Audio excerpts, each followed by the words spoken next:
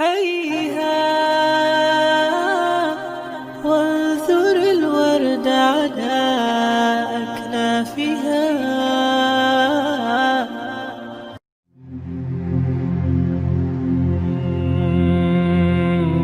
Ali karamallahu wajhah, sesungguhnya Nabi Muhammad di akhir hayat beliau, pada detik-detik terakhir nafas beliau, aku melihat beliau menggerakkan bibirnya dengan 2 kali gerakan. Ketika itu aku mendekatkan telingaku.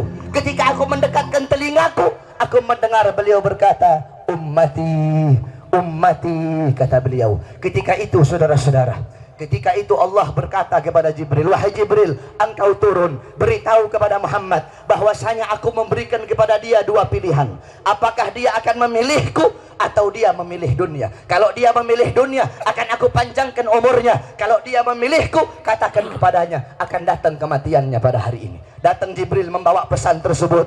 Kemudian disampaikan kepada Nabi. Kata Nabi, wahai Jibril, sampaikan kepada Allah bahwasanya aku lebih memilih Allah subhanahu wa ta'ala. Kehidupan yang sebenarnya bagiku bukan dunia. Kehidupan yang sebenarnya bagiku ketika ruhku berpindah berjumpa kepada Allah subhanahu wa ta'ala. Akhirnya saudara-saudara, datang Israel untuk mencabut nyawa Nabi Muhammad SAW. Ketika itu Nabi Muhammad SAW terbaring di rumah Sayyidatuna Aisyah di atas kasurnya. Ketika itu datang Israel pun izin untuk mencabut nyawa Nabi Muhammad. Apa kata Rasulullah SAW? Ketika itu ditemani oleh Jibril. Ya Khalili Jibril, wahai kekasihku Jibril, aku belum puas meninggalkan umatku kalau belum diberikan jaminan oleh Allah subhanahu wa ta'ala. Pergi Jibril menemui Allah subhanahu wa ta'ala. Fa'ahallahu ta'ala ala Jibril, basyirhu ya Jibril, innahu awwalu nasin khariju minal ardi idha bu'isu wa sayyiduhum idha jami'u fabasyirhu innal jannah muharramatun alal umam qabla an tadkhuluha ummatuh. Wahai Jibril, sampaikan kepada Muhammad, dia manusia yang pertama kali akan aku bangkitkan di hari kiamat dan menjadi manusia yang memimpin seluruh manusia kelak pada hari kiamat. Dan sampaikan kepadanya jaminan dariku bahwasanya sorga aku haramkan untuk dimasuki oleh siapapun sebelum sorga dimasuki oleh umatnya. Ini jaminan dariku wahai Jibril. Nabi Muhammad pada saat detik-detik terakhir nafasnya tidak memikirkan diri beliau, keluarga beliau, anak cucu beliau. Yang beliau pikirkan kalian sebagai umat, saudara-saudara. Apakah cukup sampai di situ? Tidak cukup sampai di situ. Dicabut nyawanya Nabi. Ketika dicabut nyawa Nabi Muhammad, Nabi mendesah. Ketika dicabut nyawa, Nabi berlirih. Ah, kata Nabi. Dicabut lagi nyawa Nabi. Nabi berkata, ah. Di samping Nabi Muhammad ada sebuah cawan berisi air. Beliau letakkan tangan kanan beliau, beliau usapkan keringat, peluh-peluh keringat-keringat yang keluar di wajah beliau. Beliau berkata, ya Khalil Israel, wahai kekasihku Israel, apakah seperti ini rasa sakit dicabut nyawa wahai Israel? Saudara-saudara, Nabi Muhammad yang sholat sampai kakinya bengkak, Nabi Muhammad yang sholat sampai kakinya keluar nanah, merasakan sakit ketika dicabut nyawa. Bagaimana dengan orang-orang yang lalai dari sholatnya, saudara-saudara? Nabi Muhammad, manusia yang paling mulia, khairul khalqillah, khairul wafa, wa bahrus safa, merasakan sakit ketika dicabut nyawa. Bagaimana dengan para pendosa? Bagaimana dengan orang-orang yang durhaka kepada Allah subhanahu wa ta'ala? Dicabut nyawa Nabi Muhammad SAW. Kata beliau, apakah seperti ini rasa sakit dicabut nyawa?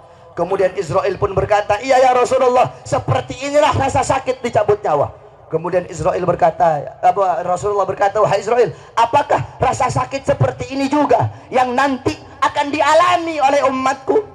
Apa kata Israel? Iya ya Rasulullah, rasa sakit seperti inilah yang nanti akan dialami oleh umatmu. Mendengar itu Nabi Muhammad menangis. Itu tangisan terakhir Nabi Muhammad. Itu tangisan air matanya Nabi yang terakhir sebelum beliau wafat.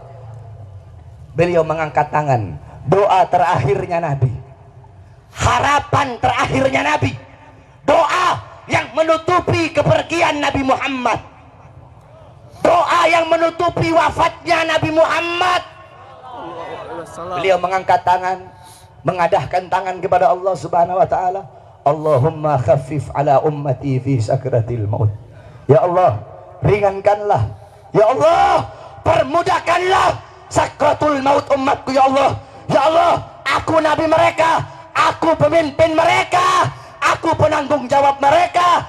berikan seluruh rasa sakit sakratul maut mereka kepada aku ya Allah. Biar aku menanggung rasa sakit sakratul maut umatku ya Allah. Umatku tidak akan kuat, umatku tidak akan mampu ya Allah. Biar aku menanggung seluruh sakratul maut mereka. Berikan rasa sakit sakratul maut mereka kepada aku ya Allah. Di mana kalian untuk Nabi Muhammad? Apa yang telah kalian lakukan untuk Nabi Muhammad SAW? Sudahkah kalian menyenangkan hatinya Nabi? Sudahkah kalian mengorbankan jiwa, nyawa, darah, harta kalian untuk Nabi Muhammad SAW? Para sahabat-sahabatnya Nabi mengorbankan jiwanya, nyawanya, darahnya, hartanya. Sumayyah, wanita yang tua renta, dipaksa keluar dari ajarannya Nabi. Dikubur setengah badan, ditombak, keluar isi perutnya, dicambuk. Hei Sumayyah, keluar kamu dari ajaran Nabi. Apakah Sumayyah lebih memilih kesenangan dunia? Apakah Sumayyah lebih memilih kebebasan dunia? Sumayyah lebih memilih mati daripada harus meninggalkan ajaran Nabi Muhammad. Allahu Akbar. Bilal ibn Rabah dikasih batu yang besar, dicambuk, dipaksa keluar, dipaksa meninggalkan Nabi, meninggalkan syariat Nabi, meninggalkan Al-Qur'annya Nabi. Apakah Bilal lebih memilih kesenangan dunia? Apakah Bilal lebih memilih kebebasan dunia? Apa kata Bilal? Walaupun tubuhku dipotong-potong menjadi bagian-bagian yang kecil untuk menghentikan kecintaanku kepada Nabi, dengan dipotong-potong tidak akan berhenti kecintaanku, malah dengan dipotong-potong hanya akan menambahkan kecintaanku kepada baginda Nabi besar. Allahu Akbar. Setelah Nabi Muhammad SAW wafat, para sahabat itu tidak ada gairah hidup, saudara-saudara. Ada seorang wanita yang dimana galat li Aisyah, ya Aisyah, ikshif li gabrin Nabi. Wahai Aisyah, hingkapkan, bukakan bagiku kuburnya Nabi. Dibuka kuburnya Nabi, masuk ini perempuan di depan kuburnya Nabi. Fabakat hatta matat. Itu wanita menangis depan kuburnya Nabi sampai dia mati.